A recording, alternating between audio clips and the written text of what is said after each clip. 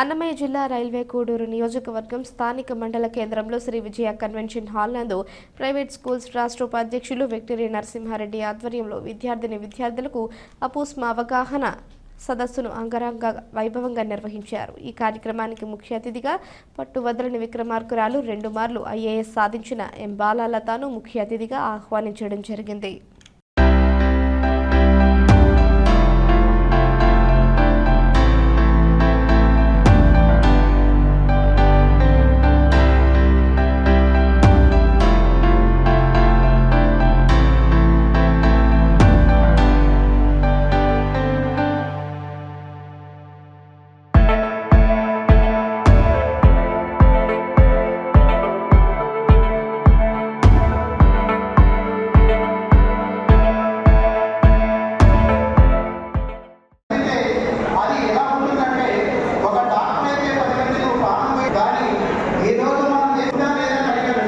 ఈ రోజు నుంచి అయినా ఒక లక్ష్యం ఏర్పాటు చేసుకోవాలి.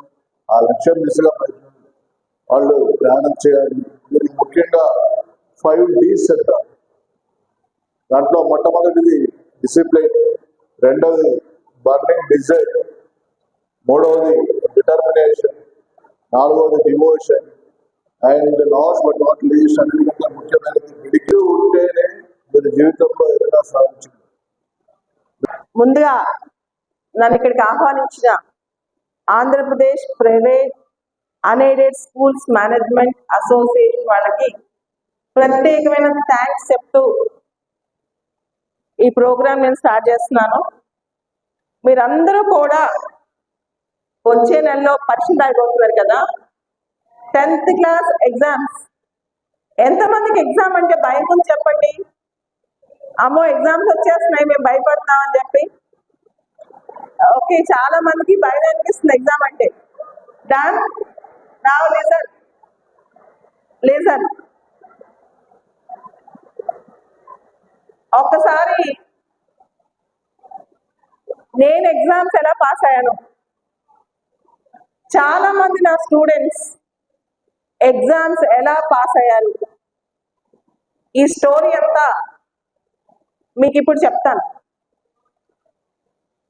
యాక్చువల్గా మిమ్మల్ని మీట్ అవడానికి నేను నైట్ 5 వరకు పడుకోలేదు, రాత్రంతా. సో చాలా కష్టపడి మీ దగ్గరకు వచ్చాను. నేను చెప్పే లెక్చర్ మొత్తం జాగ్రత్తగా వినండి, వీలైతే నోట్ చేసుకోండి. ఓకే, మీరందరూ ఇప్పుడు నన్ను చూస్తున్నారు కదా. నేను వీల్ చైర్లో కూర్చున్నాను. నాకు 11 months ఏజ్ ఉన్నప్పుడు పోలియో వచ్చింది.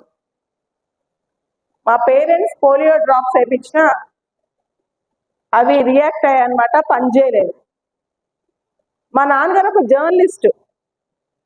జర్నలిస్ట్ అంటే న్యూస్ పేపర్లో పనిచేసేవాళ్ళు. రోజు ఆయన రాగానే ఆయన జేబులో పెన్ను లాగేదానంట.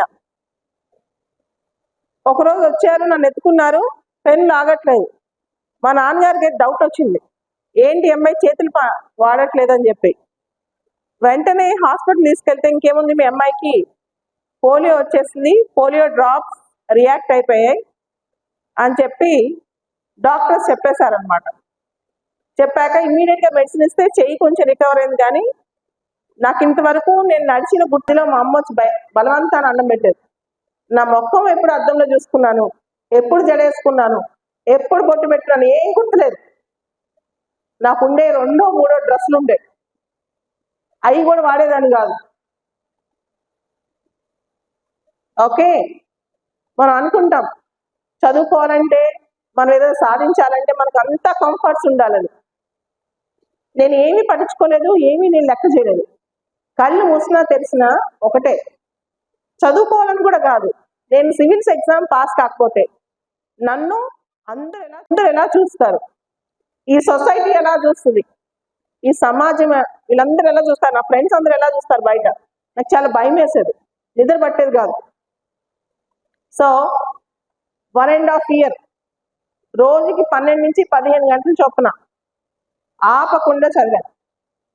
దానికి కారణం చదువు వచ్చి కాదు, నాలో పట్టుదల పెరిగి మాత్రమే. నేను చేసి చూపించాలి వరల్డ్కి, చేసి చూపించాలి. కోచింగ్ సెంటర్స్కి లిఫ్ట్లు ఉండే కాదు, ఓన్లీ మెట్లే. ఢిల్లీలో ప్లేస్ చాలా తక్కువ ఉండేది, నేరో మెట్లు అనమాట. మా అమ్మ మా నాన్న బయట ఉండే ఆటో డ్రైవర్స్, రిక్షా డ్రైవర్స్ ఉంటారు కదా, వాళ్ళకి డబ్బులు ఇచ్చి సాహసం చేయరా డెంబక, ఐఏఎస్ కొట్టొచ్చురా అని చెప్పి నా పైన జోక్స్ చేసి నవ్విచ్చారనమాట. ఒక మాట చెప్తారు ఆయన, ఇప్పుడు నువ్వు ఇంటికి వెళ్ళిపోయావు అనుకో, సమాజం ఎవరు నేను గుర్తుపెట్టుకోరు. కష్టపడి కష్టమైనా సరే సాధించావనుకో, ఒక్కసారి ఒక ర్యాంక్ అవుతారా, ఏరోనాటికల్ ఇంజనీరింగ్ అవుతారా, సివిల్ సర్వీస్ ఐఏఎస్ ఐపీఎస్ అవుతారా, మెడిసిన్ చదువుతారా, మీ ఇష్టం. కానీ టార్గెట్ పెట్టుకోండి. 10th అయ్యాక అప్పుడు ఆలోచిద్దాం, ఇంటర్ అయ్యాక అప్పుడు ఆలోచిద్దాం, డిగ్రీ అయ్యాక అప్పుడు ఆలోచిద్దాం.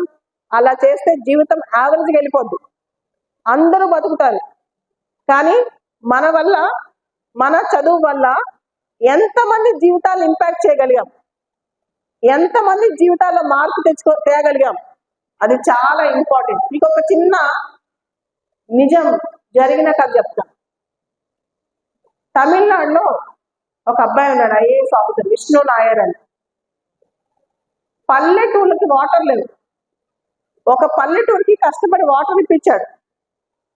ఆ ఊరికి అబ్బాయి పేరు పెట్టారు. మీరు ఏ ఫారెన్ కంట్రీ వెళ్తే ఊర్లో మీ పేరు పెడతారు, ఊరికి ఎక్కడికి వెళ్తే మీ పేరు పెడతారు. ఇందాక కృష్ణతేజ అని చెప్పాను కదా, ఇంత పెద్ద హాల్ నిండా అబ్బాయి పెయింటింగ్స్ ఉంటాయి, అబ్బాయి ఫొటోస్ ఉంటాయి, పిక్చర్స్ ఉంటాయి. ఇంత పెద్ద హాల్ నిండా కనీసం 500,000 ఎవరిస్తారు తెలుసా? కోవిడ్ టైంలో అనేక మంది అనాథైన పిల్లలు, ఫ్లడ్స్ లో పేరెంట్స్ ని కోల్పోయిన పిల్లలు. మనం ఇప్పుడు చిన్న చిన్న ఎగ్జామ్స్ గురించి ఆలోచించాలా? ఈజీగా విత్ ఇన్ 40 days